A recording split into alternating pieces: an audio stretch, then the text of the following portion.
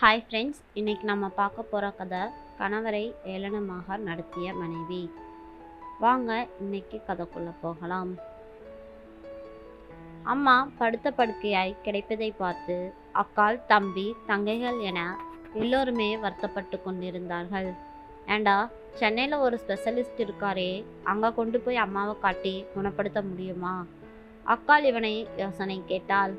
அதெல்லாம் நடக்காது, அம்மா இனிமே இப்படித்தான் என தம்பி மறுப்பு தெரிவித்தான்.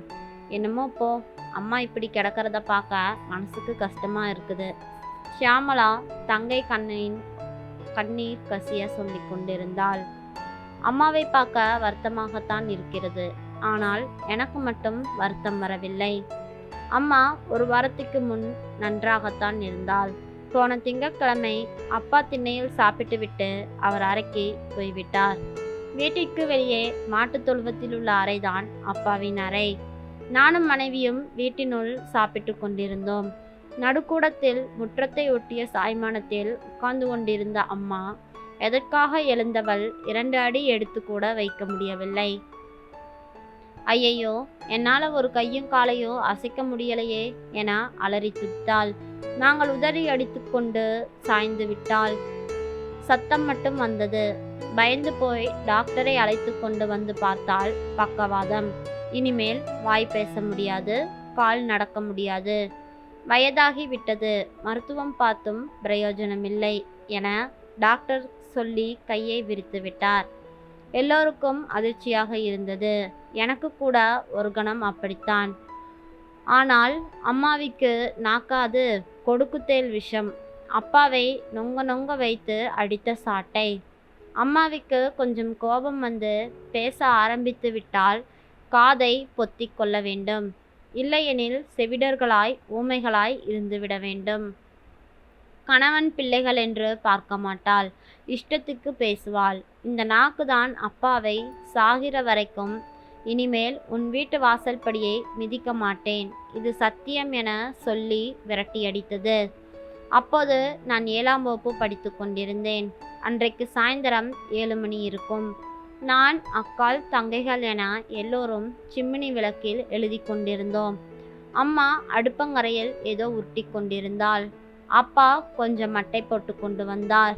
பகல் முழுக்க ஆட்களை கட்டி கொண்டு வேலை நடவு என மாரடித்தால்தான் அப்பா கொஞ்சம் ஊற்றி கொண்டு வருவது வழக்கம். அன்றும் அப்படித்தான். வந்து அம்மா எங்கே என்றார். அடுப்புல என்றேன். என்ன செய்கிறா? சோறாக்குறாங்க. இன்னுமா சோறாக்கலை? அவ்வளவுதான். காய்ந்தாகிவிட்ட அம்மா சராலென கரண்டியுடன் வெளியே வந்தாள். துரை, என்ன வெட்டி முறிச்சிட்டு வந்திருக்கீங்க? அதுக்குள்ள சோறு கேக்குது என உரக்க கேட்டாள். அப்பா கேட்ட கேள்வி என்ன, இவள் கொடுத்த பதில் என்ன? அப்பா அப்படியே ஒரு கணம் ஸ்தம்பித்து போனார். மறுகணம் முகத்தில் கோபம் பரவியது. ஏன், நான் சோறாக்குறக்கு கறி ஒன்றும் கொடுக்கலையாக்கும்? சமைக்கிறதுனா அவ்வளோ சாதாரணமாக போயிடுச்சோ? 1-2 பெத்து வச்சிருக்க, ஒரு சத்திரமே பெத்து வச்சிருக்கியே. அதுங்களை கட்டி மாரடிக்கவே எனக்கு பொழுது சரியாக இருக்கு என்று இடைவெளியில் எங்களை இழுத்து போட்டு கொண்டாள். அம்மா எப்பவுமே இப்படித்தான். தான் பெற்ற 7 பிள்ளைகளையும் சத்திரம் என்றுதான் சொல்லுவது வழக்கம். அப்பாவை வாங்க போங்க என மரியாதை கொடுத்து பேசுவது கிடையாது. ஏதோ மாட்டுக்காரனை அழைப்பது போல வா போ என்றுதான் அழைப்பாள். அப்பா கொஞ்சம் படித்தவர், ஊரில் பெரிய மிராசு, செல்வாக்கு உள்ளவர். அம்மாவை அப்படி கூப்பிடாதே என சொல்லி சொல்லி பார்த்தார். கேட்டால் தானே. அம்மாவிக்கோ படிப்பு வாசனையே சுத்தமாக கிடையாது.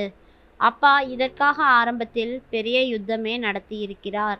வயசு காலத்தில் அப்பா ரொம்ப முருகம். அடிவிழத்தான் மரியாதையெல்லாம் சுத்தமாக போய் அடிடா, இன்னும் அடி, எத்தனை அடித்தான் அடிப்பான் என அம்மா கூப்பாடு போடுவாள். அப்பா ஆத்திரத்தில் வாயை மூடுவார். அம்மா அடங்கவே மாட்டாள். ஒரு நாளாந்திர மனுஷியை விட கேவலமாக பேசுவாள். சண்டை அதோடு முடிந்ததென்றால் அப்புறம் நாங்கள் எல்லாம் கொலை பட்டினி. போட்ட வேலை போட்டபடியே அம்மா ஒரு மூலையில் சுருண்டு படுத்து கொள்ளுவாள். கோபமோ அடியின் வலியோ 2 நாட்களுக்கு எழுந்திருக்கவே மாட்டாள். அப்பா அவள் விட்ட வேலைகளை தொடர்ந்து செய்து எங்களுக்கெல்லாம் சோறிட்டு தூங்க வைத்து எல்லாமுமாக செய்வார். அப்பாவுக்கு எங்கள் மேல் பாசம் அதிகம். அம்மா வாயை நினைத்தால் எனக்கு கோபமாக வரும். எதுக்கு இப்படி பேசுறா? இப்படி அவளோட சுபாவமே இப்படித்தானா? சுத்த பட்டிக்காட்டில் வளர்ந்த பெண்ணாம், அதனால் மரியாதை மட்டும் எல்லாம் தெரியாதாம். அது மட்டுமல்ல, பெரிய பண்ணைக்காரர் வீட்டில் இவள்தான் செல்ல பெண். ஏன்பா இப்படிப்பட்ட அம்மாவை கட்டி கொண்டீர் என கேட்டால், சொத்து பத்து உள்ள பொண்ணு உறவு விட்டு போகக்கூடாதென அனாதையாக வளர்ந்து எனக்கு உங்க தாத்தாவும் அவள் அப்பாவும் சேர்ந்துதான் கட்டி வைத்து கொண்டார் என சொல்லி வருத்தப்படுவார். அப்பா நாசுக்கானவர். அம்மாவின் வாய்க்கு பயந்து கொண்டே பகல் பொழுதையெல்லாம் வயல்வெளிகளில் கழிப்பார். வயல்கள் எல்லாம் அம்மாவின் சொத்துதான். மிராசு என்பதால் காலை சோறும் மதிய சோறும் எடுக்க வயல்வெளியிலிருந்து ஆட்கள் வந்து விடுவார்கள். போர் செட்டில் உட்கார்ந்து சாப்பிட்டு விட்டு ஆட்களுக்கு கூலியெல்லாம் கொடுத்து விட்டு சாயந்தரம் பொழுது இருட்டியதும் தான் வீட்டிற்கே வருவார். எங்களை எல்லாம் பார்த்து வளர்த்தார்.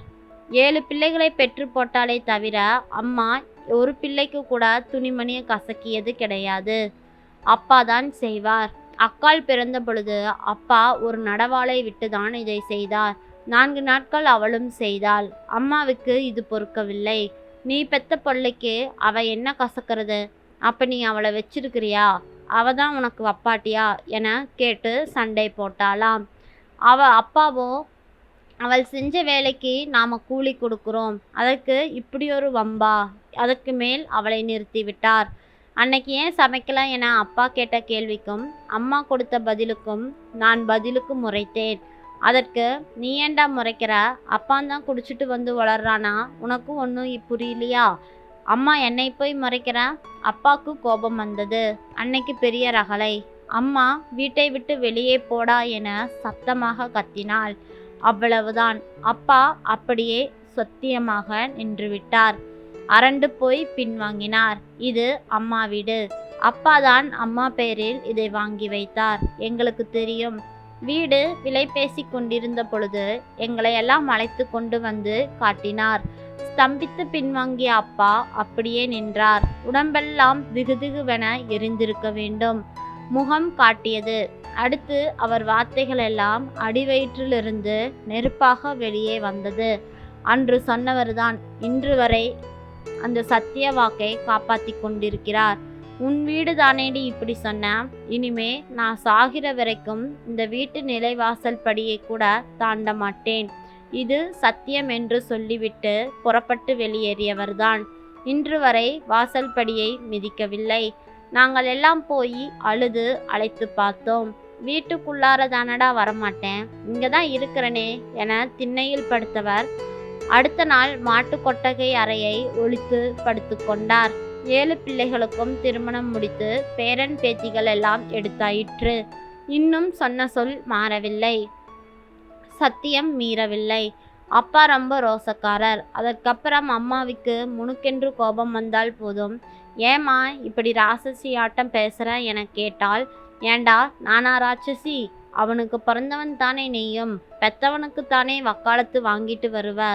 என்னையும் இலவசமாய் அப்பாவையும் சேர்த்து சொடுக்குவாள்.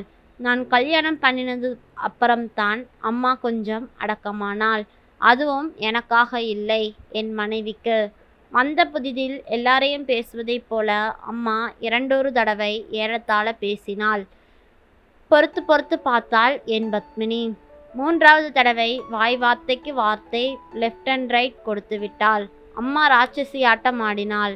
இவள் அம்மாவுக்கு மேல் ஆட ஆரம்பித்தாள். வல்லவனுக்கு வல்லவன் வையகத்தில் உண்டுதானே, அதிலிருந்து அம்மா அவளுக்கு அடக்கமானாள். அப்பாவதையை அம்மா தைத்த ஆரம்பிக்கலானாள். ஒரு நாள் மாலையில் ஏன்பா கட்டிலில் போய் அமர்ந்து விசாரித்தேன். உன் அம்மா சோறு போடலைடா.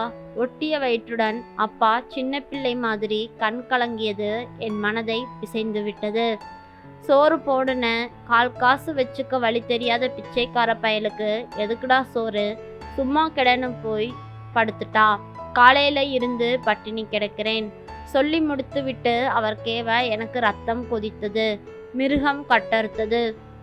சட்டென்று போய் கேட்கலாம் என்றால் அவள் கேட்க வேண்டாம் என்று சொல்லிவிட்டார். அன்று மலம் மூத்திரம் சிருஷ்டியெல்லாம் படுத்த படுக்கையிலேயே கழிக்கலானாள். அக்கால் அம்பி தங்கைகள் என்று வந்தவர்கள் எல்லாம் போய்விட்டார்கள். ஆமாம், பிள்ளையாய் இருந்தாலும் வேறொரு குடும்பமாகி விட்ட பிறகு எத்தனை நாட்களுக்கு தங்கி பார்க்க முடியும்? எங்களுக்கும் 4 நாட்கள் விடுப்பு முடிந்து விட்டது. காலையில் அப்பா என்னை தனியே அழைத்தார். அவளை என் அறையில கொண்டாந்து போட்டுடலா என்று சொன்னார். ஏனப்பா என்று கேட்க, அவ தனியா உள்ள கிடந்து தவிச்சு வாக்க கூட தண்ணி கிடைக்காம யாரு சிருஷ்டை பண்ண போறா? அப்பாவின் முகம் தொங்கி குரல் கரல் கரத்துது. அப்பா, உங்களுக்கு துவேஷமே கிடையாதா? இவ்வளவுக்கு பிறகும் அம்மா மீது பாசம் வைத்திருக்கிறீங்க. நீங்க மனுஷ பிறவிதானா என்று ஆச்சரியத்தோடு பார்த்தேன். நான் சாகிற வரைக்கும் பிடிச்ச கையை விடக்கூடாது. சொன்ன சொல்லை காப்பாத்தணும். தூக்கி கொண்டாந்து போடுடா என்று அதற்கு மேல் பேச முடியாமல் அம்மாவை தூக்கி வந்து அவ படுக்கையில் போட்டேன். அப்பா ஆதரவுடன் அவள் தலையை வருடினார். அம்மா அவர் கையை சட்டென இறுக்கி பிடித்து கொண்டு சட்டென்று கண்ணீர் விட்டு அழுகலானாள். கடைவெளியில் வழியும் நீரை அப்பா ஆதுரத்தோடும் கவலையோடும் துடைத்தார். அந்த நிலையில் அம்மாவை பார்க்க எனக்கே பாவமாக இருந்தது. நன்றி. இந்த கதை பிடிச்சிருந்தா மறக்காமல் லைக் பண்ணி சேனலை சப்ஸ்கிரைப் பண்ணுங்கள். தேங்க்யூ.